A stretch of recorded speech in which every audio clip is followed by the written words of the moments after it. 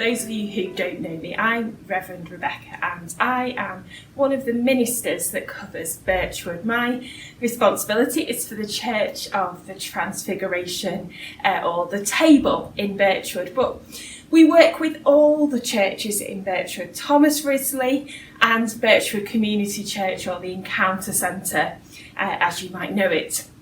And since lockdown started, we've been working together as 3 churches to support our community. We've been working together particularly to support the community with food.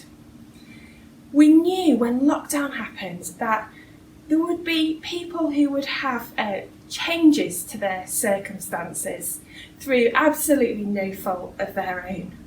And as the local church, we wanted to practically help those people and our community.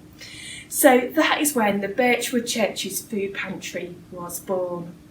And here I am at the place where we store our food. And you know, it's quite special, I think, at the moment that it is stored around the altar table or the Lord's table. It's special because during Jesus' time on earth, he had dinner with lots of different people. He ate with all sorts of people. People who were seen to be important with high-powered jobs. People who had nothing at all. Even people who were seen to be con men. Jesus spent time with them. And as the churches in Birchwood, we want to support the whole of our community. No matter what you're going through, if your circumstances have changed or the circumstances of your neighbours have changed, we want to help you.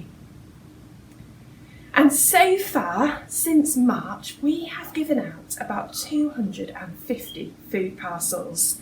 That's quite amazing, really. It's not the millions that you hear about on the news that some food banks have given out. But it's really special that we have been able to help those individuals, those families who live right here in Birchwood.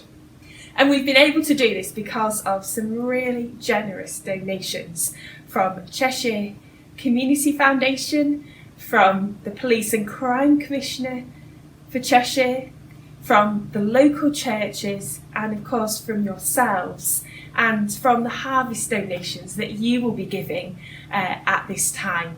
So a big thank you for helping the local churches to support our community in this way. So what goes into a food parcel? If you were to get in touch with one of the leaders of one of the churches or message one of the church Facebook groups, and then we delivered a food parcel to your door, what would you get? Well, let me give you an example of a few things we'd pop in the bags for you.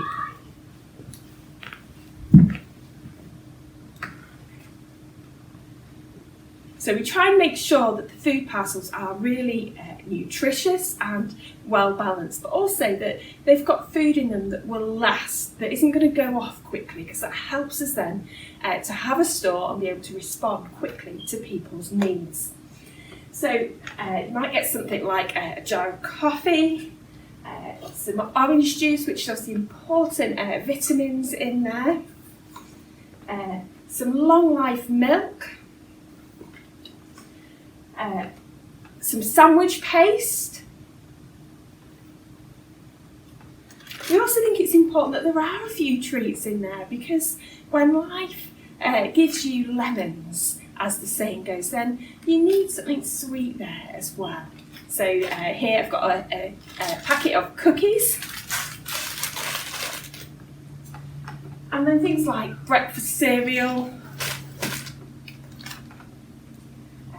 tinned vegetables, cleaning products, so we've got some washing up liquid there. The bag's getting quite full, so usually people would have more than one bag full of items. So let's get some more items in there. So some meat products as well, so we've got protein in there, so that's some chicken roll, also a chicken and vegetable curry, carbohydrates, so pasta and rice, and some mashed potato in this particular food parcel. There's some tuna there as well, a jar of sauce, of course some tea bags to go with that coffee. We're getting quite full now. Some soap and some packets of crisps. And depending how big a household is, depends how many of those items we put in each food parcel.